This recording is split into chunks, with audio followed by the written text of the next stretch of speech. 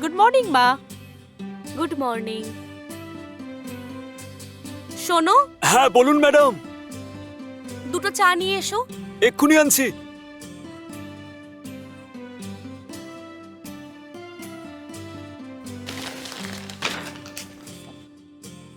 এই নাও মা। ম্যাডাম,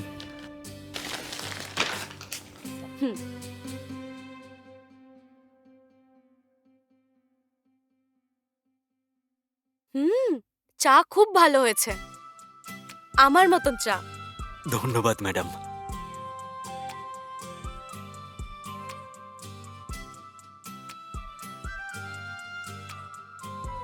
হুম। ম্যাডাম, আজকে খাবারে কি তৈরি করব? এক কাজ করো, ধোসা বানাও। ঠিক আছে ম্যাডাম।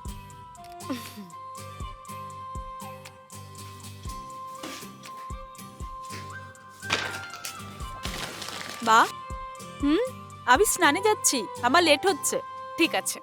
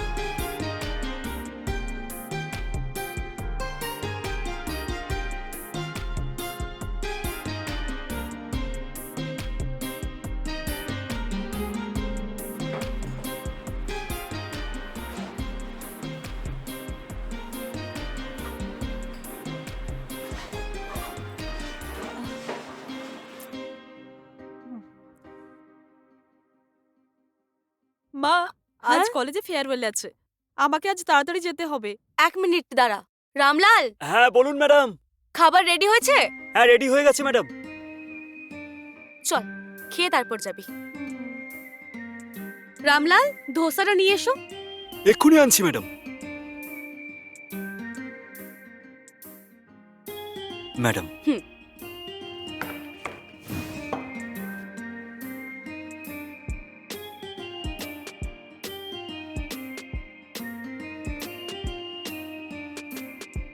ধোসা কেমন হয়েছে?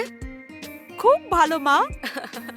রামলাল, আমার মেয়ে তোমার হাতের রান্না ভালো লেগেছে। ধন্যবাদ ম্যাডাম।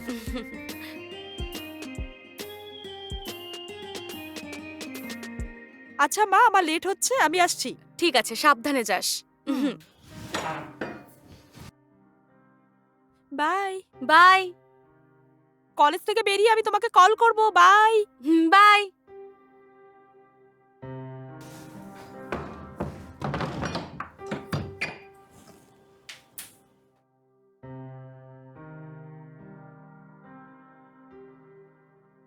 ম্যাডাম, খাবারটা গরম আছে, খেয়ে নিন না। আমি ফ্রেশ হয়ে আসছি, তুমি চাইলে খেয়ে নিতে পারো। না না, কোনো ব্যাপার না ম্যাডাম, আপনার খাওয়ার পর আমি খেয়ে নেব। ঠিক আছে, আমি এক্ষুনি আসছি। ঠিক আছে ম্যাডাম।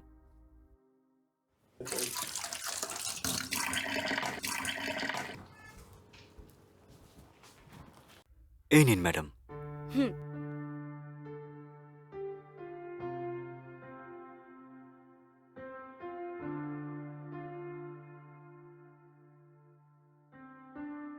খাবারটা খুবই ভালো হয়েছে রামলাল, তুমি এত ভালো খাবার বানাবে আমি ভাবিও নি। অনেক ধন্যবাদ ম্যাডাম।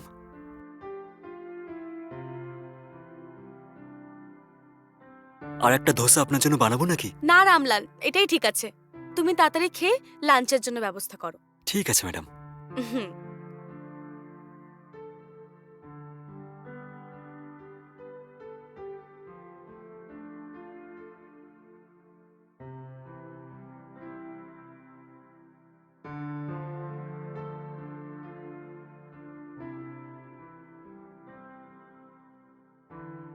ম্যাডাম, আমি কি এখানে বসে সবজি কাটতে পারি? হ্যাঁ হ্যাঁ, বসো। হ্যাঁ।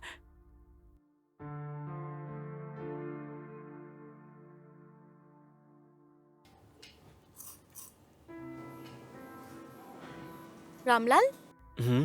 একটা কথা জিজ্ঞাসা করব? আমি যেদিন তোমাকে কাজে রাখলাম, তো তোমার ব্যাপারে কিছু জিজ্ঞাসা করিনি। তুমি কোন গ্রামে থাকো? তোমার পরিবারের ব্যাপারে কিছু বলো। আর কি বলবো, আমার ফ্যামিলির ব্যাপারে বলার মতো কিচ্ছু নেই ম্যাডাম। আমি অনাথ, আর আমার কেউ নেই ম্যাডাম। এই পৃথিবীতে আমি একা ম্যাডাম। ছোটবেলাতেই মা বাবা ছেড়ে চলে গেছে ম্যাডাম।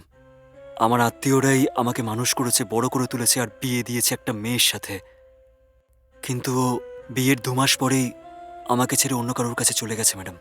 ও চলে যাওয়ার পর আমার জীবনের প্রতি ঘৃণা ধরে গেছে ম্যাডাম। বাঁচার কোনো রকম ইচ্ছা ছিল না ম্যাডাম। আর আমি একটা জীবন্ত লাশ হয়ে গ্রামে জীবন কাটাচ্ছিলাম ম্যাডাম। যখন থেকে আমার স্ত্রী আমাকে ছেড়ে চলে যায়, তারপর থেকে গ্রামের লোকেরা আমার অনেক উল্টোপাল্টা কথা বলে ম্যাডাম। সেই জন্য ওখানে থাকতে ইচ্ছা করছিল না, আর আমি শহরে চলে আসি ম্যাডাম। আমি বেশি দূর পড়াশোনা করিনি, তাই আমি ভালো চাকরিও পাইনি ম্যাডাম। কোনো কাজ পাইনি, তাই ভাবলাম যে বাড়ির কাজই করে নিই। সেই জন্যই এখানে এলাম, আর আপনি আমাকে কাজটা দিলেন। যদি আপনি আমাকে কাজটা না দিতেন, তাহলে জানি না আমার কি হতো। ঠিক আছে ঠিক আছে, চিন্তা করো না। তোমার ব্যাপারে জানার জন্য জিজ্ঞাসা করলাম। তুমি জীবনে অনেক কষ্ট ভোগ করেছো। কি করব ম্যাডাম, এই সব কিছুই ভাগ্যের খেলা। ভাগ্যে যা লেখা আছে সেটাই তো হবে ম্যাডাম। কিছু মনে না করেন, আমি কি আপনার ব্যাপারে জানতে পারি? হুম, এই বাড়িতে আমি আমার মেয়েই থাকি। আমার হাজবেন্ড বিদেশে কাজ করে, আর বছরে একবারই আমাদের সাথে দেখা করতে আসে। তোমার আগে একজন বয়স্ক মহিলা এখানে কাজ করত, কিন্তু হঠাৎ করে একদিন নিজের গ্রামে চলে যায়। আমরা ভাবলাম হুম। চলে আসবে হয়তো, কিন্তু 2 মাস পরেও উনি আসেননি। কিন্তু কতদিন আমরা আর অপেক্ষা করতাম, তুমিই বলো। সেই জন্য তুমি যখন কাজের জন্য বললে, আমি হ্যাঁ করে হুম দিয়েছিলাম। হুম। আমার তোমাকে প্রথম নজরেই খুব ভালো লেগেছিল।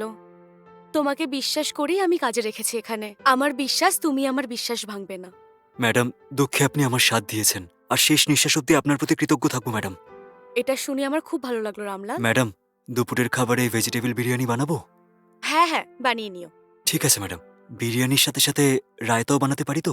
হ্যাঁ হ্যাঁ, অবশ্যই। রামলাল, সকালে খাবার খাওয়ার পর যা ওষুধ খাওয়ার ছিল সেগুলো ভুলে গেছি রামলাল। আমি এখন ওষুধটা খেয়ে একটু রেস্ট করব, ঠিক আছে? হুম।